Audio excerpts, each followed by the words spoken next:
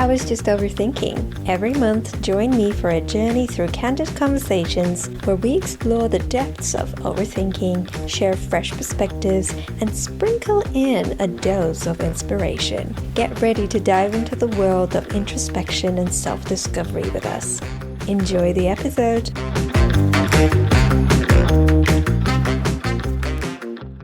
Hi everyone, welcome back. It's episode 2 of season 2. I am super excited to just pick up my mic and talk about something really interesting. Today's episode is going to be quite different because this is not something I usually do. I usually prepare notes and I go over key kind of things I want to cover in my episodes.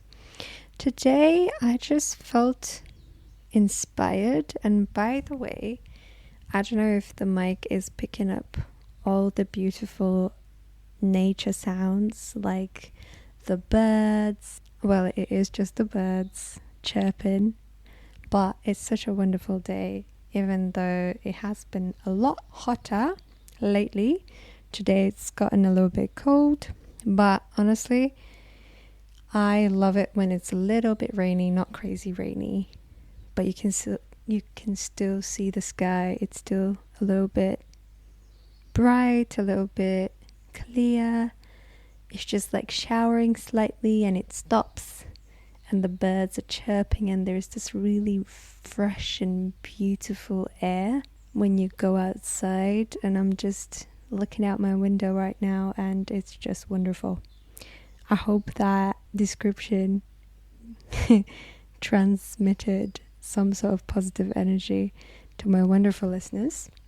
But coming back to my point, today's episode is going to be quite different. I usually think about the topics I want to cover in my episode.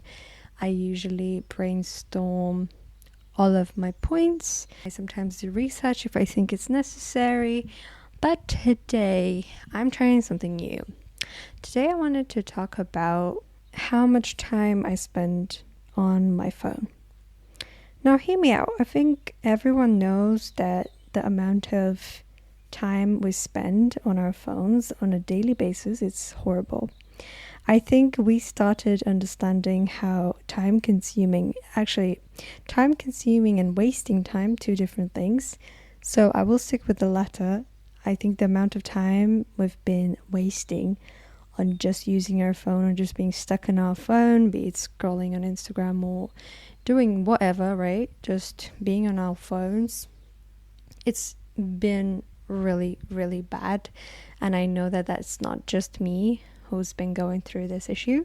I think a lot of my generation, and especially I would say even the generation younger than people who are in their 20s, so maybe people who would normally be finishing their school, going into uni, college, whatever. Right now, if you open, and you know what, as you're doing it, I'm gonna do it as well. I would recommend, if you have an iPhone or if you have any sort of statistical app on your phone that measures the amount of time you spent. I don't know what it would be on Androids, but if you do, let's open it up for all of my Apple users. Let's go into our screen time and let's see how much time on average we've been spending on our phone. I'm proud to say that for the day I've only spent an hour and 12 minutes. I must say though, this was super different maybe a month ago. My week's average is 1 hour 59 minutes. I am openly gonna admit that it used to be more than 4 hours until I started doing certain things about it because it started to really piss me off. I think there's loads of apps out there that people can use where it almost limits your sort of screen time. It limits the time you spend in a day on certain apps, and I think you can set that up yourself. I never found those type of things helpful, and that's the same way I kind of approach life. Like, I hate self-help books or motivational things like that. I think less reading, more actioning. Just do it. you know. I think that could be quite different from all of the advice out there, but sometimes you've just got to act on something, you know what I mean? Inaction to me is the most unattractive trait. It's the most horrible thing you can do to yourself, because inaction equals ignorance, equals no self-respect, equals no discipline. That means you don't respect yourself, you don't have any discipline, you're just lazy. And I think it's the truth. What I would say, stop reading about how to stop or how to decrease the amount of time you spend on your phone. Just stop it. Stop using it, right? Easier said than done. So let me tell you,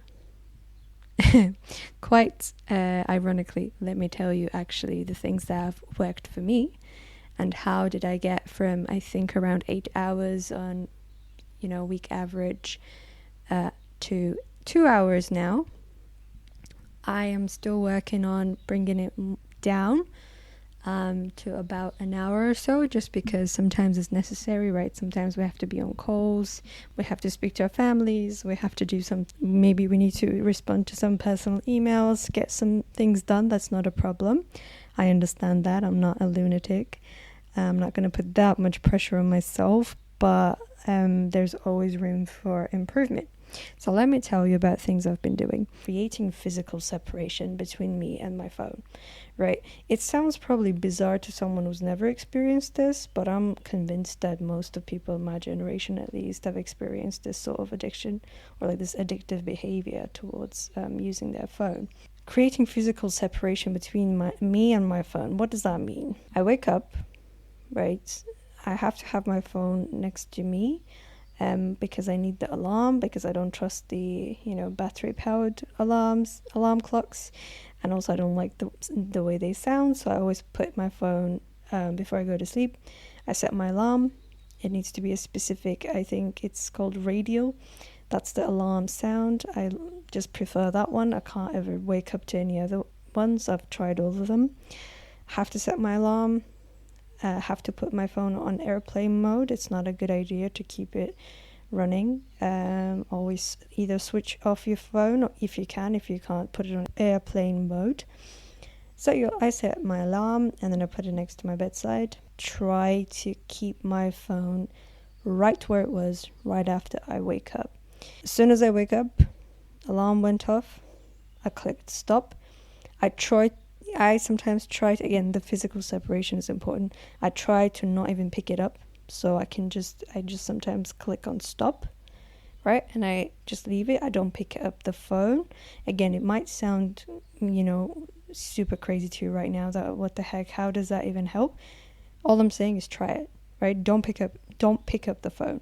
The alarm went off, literally press it. Obviously, the phone needs to be facing upwards, so make sure it's put aside that way. You woke up, you heard the alarm, click it, press it, don't pick up the phone, leave it. Get on with your day. I get on with my day, and if I am working from home, I leave my phone in the bedroom. I leave it in there. I put it on charge. If sometimes it's on charge from the night, I leave it in the other room, and I leave it there. Today, for instance, I've left it in my bedroom. I was just working with my laptop, just had my laptop on me the whole time. I switched from kitchen to living room, whatever. I've just been working the whole day. Never did I even think about my phone, to go get my phone. I think at one point I needed to check it because I needed the OTP. So I went and I got the notification, read it, looked through all of my notifications, deleted them, left my phone on the side again. Physical separation is incredible. If you do have an opportunity to leave your phone in a separate room from yourself, do it. If you don't have a separate room, leave it just away from you physically. Sometimes it also helps maybe to keep it on a shelf, or keep it somewhere that's not very ergonomic for you to reach for it, Okay, it's not it's not almost convenient for you to go there and get it. Try it out, right? At the same time, think of it this way. The physical separation helps, but at the end of the day, you're not a child. Let's get one thing straight, right? Nobody has to babysit you for you to discipline your mind, discipline your behavior and your attitudes. Okay, a bit of tough love on this episode, but sometimes that's how you need to treat things if you want to be better. So you created that physical separation. Now it's your time, right, to control your impulses. I think once you get through a day and you start physically separating yourself from your phone and not having that constantly on your not having your phone in your hand all the time is incredible. Another thing I started doing is, which is like super helpful. For instance, I try to go for a walk every day after my dinner. I started leaving my phone in the house. Now you might say it's not a safe thing to do, right? But obviously base it on, like, make your best judgment, right? It could be maybe that you're going for a walk with a friend. If your friend has a phone, it's not an issue, right? Obviously make the right call for yourself. But again, sometimes I just leave my phone. I'll take my cards and I'm like, oh wow. Sometimes it's so bizarre to use your credit card, your physical card, because nowadays everyone is using Apple Pay or whatever the Android equivalent is of Apple Pay. Google Pay, is it? I don't know. But yeah, you'll let me know if you're an Android user. What do you use, right? We don't use cash anymore, very rarely. So yeah, I sometimes just take my cards with me and I just go groceries. Like, I make a conscious decision to be away from my phone in every situation. It always helps me, at least, to think about certain things when I'm struggling with something, get a bit of perspective on, is this really necessary? Is this really adding value to my life if I do this? If you start thinking like that, it's a very healthy attitude towards yourself as well, not just in your behavior externally, but it's genuinely a healthy attitude to have and a healthy dialogue to have in your head, I would say, is when you start assessing your decisions based on how much value would genuinely add to you, to your mental health, to your happiness, to this, to that, right? So we need to be a bit more conscious people, right? Make decisions, act on things consciously, not like a robot. So physical separation comes in different forms. Leaving your phone when you go for a walk, for simple things where you're like, do I really need my phone for this? No. That also opens up a lot of room for really fun things as well. For instance, if you are going out somewhere to have fun and you're like, oh, I need my phone for pictures. And let's say you have this, like, some old camera somewhere, you haven't used it for years, but it's there. You bought it like a long time ago. You've not even touched it for years. Pick up the camera. Because at the end of the day, all these pictures we're taking on our phones, where do they go? I'm constantly the one struggling with my cloud storage. There's always not enough memory. Apple, sort it out, please.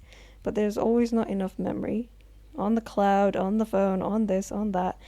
And I know that I genuinely rarely use all these thousands and thousands of pictures in my gallery. What makes pictures special is that what used to make pictures special is that they used to be rare. You would only take them in special occasions, right? So we need to start appreciating the things that we do. I don't think we need to take a picture of everything that we do. But do we do it? Yes. Do I do it? Yes.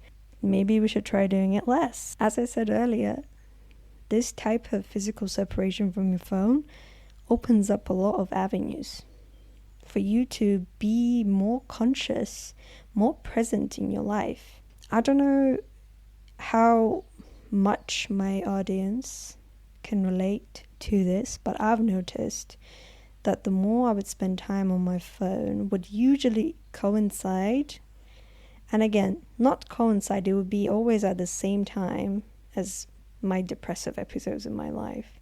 And obviously it's not a coincidence, right? It's a definitely there's a definitely strong relationship between those two for me. Every time I would go through some depressive episodes in my life, you would expect to see me a lot on my phone.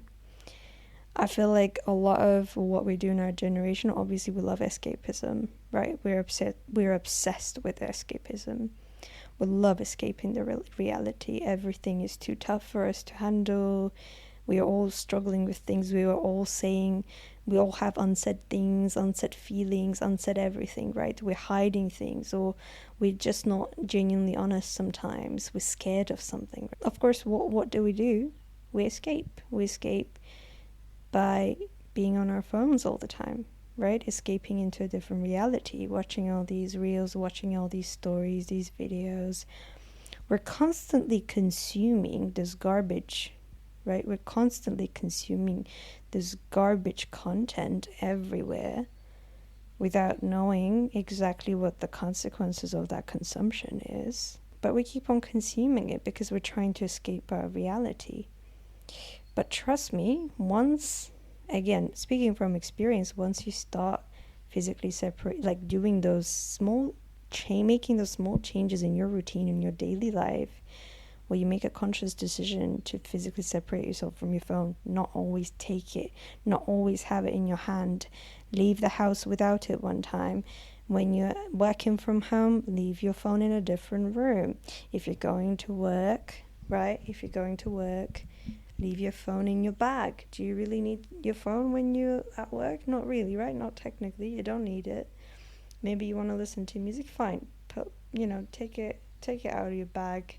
Connect what you have to connect, and put it away again. You don't need your phone to be with you all the time. Your phone and you are two separate things, okay? You guys are not one entity. It's just a machine. So biggest advice would be start acting on this. Start actioning it. And yes, your metric for success should be the screen time on your phone. If it decreases massively week by week, then you're doing a great job. Keep on going. Anyway, I think I've rambled on. I've tried something new with this episode. I haven't prepared anything for this. It's just something that I've been actively going through myself. And I just thought to spit out almost my inner dialogue and things that have worked so far for me. And I hope that this inspires you in a way. And you can start your journey in being more present in the world and not being so addicted to using your phone all the time. I hope this helps you in some way, and let me know what you think of this episode. Do you like episodes where I'm just kind of rambling on about something I'm going through recently? Is this interesting to you? Let me know. I'd really love to hear back from you.